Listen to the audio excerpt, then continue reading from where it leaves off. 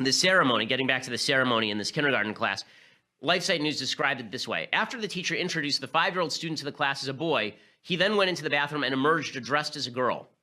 The teacher then reintroduced her to the children, explaining that she was now a girl who now had a girl's name and was to be called that from now on. According to Keller, who's this guy from the family group, he said kids were left really deeply emotionally bothered and traumatized. There were several of the little girls that went to their parents and were crying, saying, "Mommy or Daddy, am I going to turn into a boy?" This is evil. It's evil. Okay, teachers who are teaching entire classrooms of small children that they can magically transform into members of the opposite sex. Okay, it's so funny. These people will say that if you teach people about religion, that that's teaching them myth. That if you teach them about Santa Claus or the Easter Bunny, that that's myth. Okay, this is significantly more mythical because it runs absolutely counter to biology. And the idea that kids are not malleable when it comes to sexual orientation, they're not malleable when it comes to gender identity, there's no science that demonstrates that at all. None. Okay, there may be genetic predispositions for transgenderism. There may be. There may be genetic predispositions on sexual orientation, but to suggest that environment plays no part is to ignore every single piece of available data ever. Like all of it. Not some of it, all of it. And yet this is what they say because there's an agenda, right? The agenda is to make it clear to children that gender identity is fluid. This is one of the things the left wants to do, is tear down the basic building blocks of Western civilization in order to build something anew. If we're all widgets, if we're all just claymation figures in their little parable of life, then they get to morph us however we want. They get to mold us and morph us however they want. And that means taking over our children and using them against us and using them against our standards of right and wrong. So the left, which will say that they have the power to go in and tell your 5-year-old child that he may be a girl, right? This is the same left that says that if a teacher prays on the 50-yard line, that teacher ought to be fired. There's a case out in the Ninth Circuit Court of Appeals today. It's an amazing case. Okay, Bremerton School District is a school district in Washington State, and the assistant football coach at one of their high schools, a guy named Joseph Kennedy, prayed at the 50-yard line after football games and before them as well. Students frequently joined him. He would also give them religiously oriented motivational speeches. The school district tried to punish him for doing this. He settled for praying alone after games, but then he began praying at the 50-yard line before everyone had gone home. So instead of waiting till everyone left and then praying at the 50-yard line, he would go over right after the game. The game is over. He goes over, he prays at the 50-yard line, and surprise, surprise, a lot of the kids started joining him. And people started coming down out of the stands to join him, praying on the 50-yard line. End of the world. How dare he? Public school teacher praying by himself on the 50-yard line? People joining him voluntarily must be fired. So the school district fired him. They suspended him, and then they allowed his contract to expire. So Kennedy sued. He suggested religious discrimination under the First Amendment. The Ninth Circuit Court of Appeals found the school district had every right to dismiss Kennedy. So there were two legal questions here. Okay, first legal question was he a public employee? Second was, as a public employee, did he violate his job description as a public employee by doing this? So there are two separate legal questions. The court said when Kennedy kneeled and prayed on the 50-yard line immediately after games, while in view of students and parents, he spoke as a public employee, not as a private citizen, and his speech therefore was constitutionally unprotected. The case they make in favor of this idea is, one, he's still wearing all of his high school gear. Second, if you were just a citizen, you couldn't walk out to the middle of the 50-yard line, right? You have to be a member of the high school staff in order to do this. So I think that this is actually legally arguable. Is he doing this as a private citizen, or is he doing this on school grounds, on school time, and therefore he's doing it as a public employee? It's a little bit more confusing than that, because the fact is that if you're at school, like if I were a public school teacher and I decided to daven mincha, which is the second Jewish prayer of the day, and I went in a broom closet somewhere and prayed mincha, that doesn't mean that I would necessarily be acting as a public school employee. Clearly, I'm attempting to separate myself. The court found he was acting, however, in his auspices as a public school employee. But that isn't really the worst part. The worst part is that the court then said what he did violated his job description. Okay, praying at the 50-yard line, doing a voluntary prayer that people decide to join, violates his job description. Now, let me explain what his job description was. Okay, Kennedy's job included becoming, quote, a coach, mentor, and role model for the student athletes. It included an explicit job requirement to attempt to create both good athletes and good human beings. It is directly in his job description. Kennedy's post-game prayers originally lasted a grand total of 30 seconds. They were a brief, quiet prayer of thanksgiving for player safety, sportsmanship, and spirited competition. Over time, they morphed into motivational speeches given to students of both teams. Even people on the other team would come over because they enjoyed what he was saying about sportsmanship in the games. Students voluntarily wanted to hear him. The district suggested these activities violated school board policy that said that, quote, staff shall neither encourage nor discourage a student from engaging in non-disruptive oral or silent prayer or any other form of devotional activity. Okay, this didn't violate that. The guy literally went out to the 50-yard line, knelt down, and prayed. That's it. He didn't say people have to show up. He didn't force anybody. He didn't tell people that if they showed up, then if they didn't show up, then they would be kicked off the team or suspended. The school board openly acknowledged that Kennedy didn't force anyone to pray with him. But the school board insisted that Kennedy not allow students to pray with him at all, that he should forcibly turn them away. That if he goes to the 50-yard line and he kneels down and he starts to pray and a bunch of students crowd around him, that this is some sort of evil, that he's violated his public school duties, and he should tell them forcibly, get out of here, you're not allowed to be here. They said any activity had to be, quote, physically separate from any student activity, and students may not be allowed to join such an activity. So what actually started all of this? What actually started all of this is, of course, he did this 50-yard prayer thing, and the Satanists, being good Satanists, devotees of Satan, suggested they wanted their own right to pray on the field, because obviously there's no difference between Satanists praying on the field and people of Judeo-Christian values praying on the field. Not all religions are created equal in quality. Okay, if you're going to bring up a child in the Church of Satan, I don't think that child ends up exactly the same as if you bring the average child, as if you bring up a child in the Judeo-Christian value system. If it were, then Satanism would have created the greatest civilization in the history of mankind. It didn't. Okay, so the district responded by telling Kennedy he had to pray only when the stadium was empty. He disobeyed, and he started praying right after the games because he said, listen, it doesn't make any sense for me to pray an hour after the game on the 50-yard line. The game just ended. I want to thank God for a good game and for everyone staying safe. Now's a good time to do it. So the court found in favor of the district. So as I say, first they found that he was a public employee. They said the speech at issue is directly, at least in part, to the students and the surrounding spectators. It is not solely speech directed to God. So this is really dicey territory the court is getting into right now.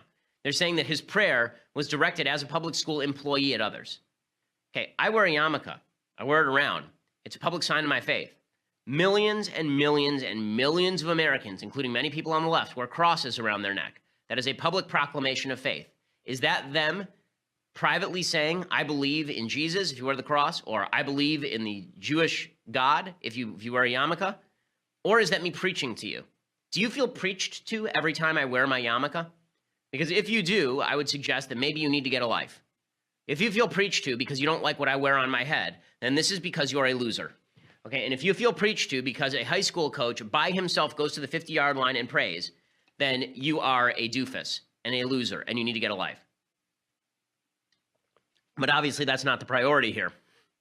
The court said, by kneeling and praying on the 50-yard line immediately after games, Kennedy was fulfilling his professional responsibility to communicate demonstratively to students and spectators. Yet he took advantage of his position to press his particular views upon the impressionable and captive minds before him. So they're saying, okay, so his viewpoint means something because he was acting as an employee. That brings us to the second question. And the second question is, did that violate his job, which is to create better human beings and better students? Well, for all of our lives, we've lived in a world of boys and girls, but that is changing along with everything else in 2017. In Canada, the country directly to our north, the parent of a baby successfully petitioned to have that child given an ID card with no sex listed, insisting that that is for the baby to decide. Things may not stop there. They probably won't. The Gender-Free ID Coalition is calling on the Canadian government to eliminate sex and gender classifications for all children throughout that country. Are we ready for a world here where baby boys and girls are replaced by baby somethings? Nell Given-Daly is a psychotherapist, and she joins us tonight. Nell, thanks a lot for coming on. Thank you so much, Tucker, for having me. It's a pleasure. So these are questions that didn't exist like 18 months ago. Homo sapiens have been around 300,000 years, and for the most part, it was kind of obvious who the boys and girls were. But we've decided in a very short period of time that none of that is real, and we're changing it, because why? Well, to be honest with you, we believe that people who are considered intersex, people who are born with both sets of genitalia, have existed throughout human history. For sure. So the federal government just released a study in 2016 that 1.4 million people now identify themselves as transgendered, and Canada isn't the only place that's doing this. Legislation was just introduced in Washington, D.C. and in New York over the past couple of months to also have parents have the right to, on a child's birth certificate, not just say that the child is male or female, but also X or unidentified. But I think you may be conflating two things. Sure. So the number of intersex births in this country, that is where a child has both sets, partially or fully formed, of genitalia, is maybe a little over 700 per year out of about 4 million births. So it's less than 1/10 of 1%. So very small numbers, tiny number. Okay. Sorry, Tucker. And probably we can assume that's been consistent through time. But and nobody is suggesting that, you force a sex onto a child whose sex is not clear. But for most kids, overwhelming number of kids, it is clear. So why should we pretend it's not clear? I guess that's the question. I think it's a great question. I mean, as to your statistic, I had trouble finding accurate numbers as to how many children are born in this country who are intersex. Right. I got numbers that say 1 out of every 1,500 births, also 1 out of every 100 births, where there is some sort of either anomaly. Hold on. 1 out of every 100 births has there is separate sets of genitalia. Well, I don't think that's right. It doesn't have to go that far. So there could be some sort of like genetic, I don't want to say abnormality, but an anomaly, right? Like a chromosomal anomaly that it's not so clear, meaning that gender is not necessarily based on genitalia. And so I think your other question, though, is should we give people the right to say we're going to raise a child as non-binary, meaning we're not going to raise a child as male or female, which is something that the couple in Canada is right, because doing. I mean there are legitimate, I think, medical situations, and you've just described some of them where it's an open question, and I would never deny that, and of course you want to respond compassionately.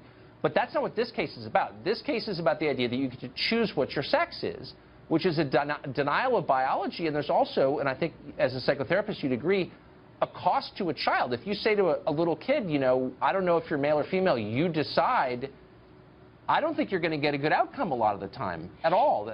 That's why people have never done that through human history. You know what? The couple that is there, the person who's deciding to do this with their child up in Canada, the point, I spoke to them on the phone, the point that they are making is that this child is a spiritual being having a human experience, not a human being having a spiritual experience. So it's actually a very spiritual endeavor. And what it's saying is that let's just let the child be a child, and eventually the child will decide what it wants to be, how much it wants to identify as a boy or how much it wants to identify as a girl. And this person is also saying that it's not that I'm not going to raise a child as a girl or a boy. I'm just going to say to the child, you just be a child, just be an individual for a while. Let's not have the government interfere with who you are. Let's not put a set of preconceived notions about who you are onto you. Let's just let you develop as a human being, and eventually you can decide whether or not you want to be a boy or girl or non-binary. Yeah, but you can't actually decide, and I'm for choice, and there are a lot of biological realities that I'm sad about, that I would change about no, I'm sincere, that I would change about myself, and so I'm not attacking anybody, but don't you think that biological reality matters, and lying to kids and telling them, actually you could be 6'7", or you could have blue eyes instead of brown, or whatever. I mean, those are lies, and it's never a good idea to lie to kids, is it? I don't think it's a lie. I think it's actually giving children more information at a younger age than we traditionally have. Right? So it's like, I'm going to give a comparison. It's like raising a child to not assume that they're heterosexual. Right? The way I've raised my children is to say, like, I don't know what they're going to be, and I'm not just going to assume that they're gay or they're straight. I just give them lots of information, expose them to lots of people. But there's a difference here, because whereas, we don't know a lot about the biology of homosexuality, we know a lot about the biology of sex, because we know that it begins on the chromosomal level. Like, there's a science piece to this that's being ignored by people who I thought believed in science. So that's why I'm a little bit confused. I don't think it's being ignored. I think what we're seeing, though, in the federal study and what's come out in terms of the Census Bureau is that if 1.4 million people don't identify with the gender marker that they were given at birth, we have to take note of that and say what's going on, that there's a fluidity about gender, and it's not necessarily rooted in biology. Why does that not extend to race? Tell me what you mean by that. You're going to have to explain that one to me. If I can say I'm a woman, why can't I say I'm a Chinese woman and be taken every bit as seriously? And I'm not mocking you. I'm making a sincere point, and it's a sincere question. What's the difference?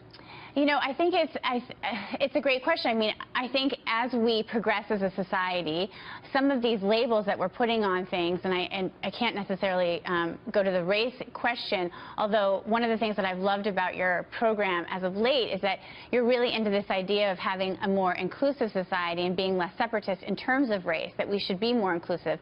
And I think that that's what we're saying. We're creating a space at the table for people to be, to have optionality in terms of how they want to identify themselves.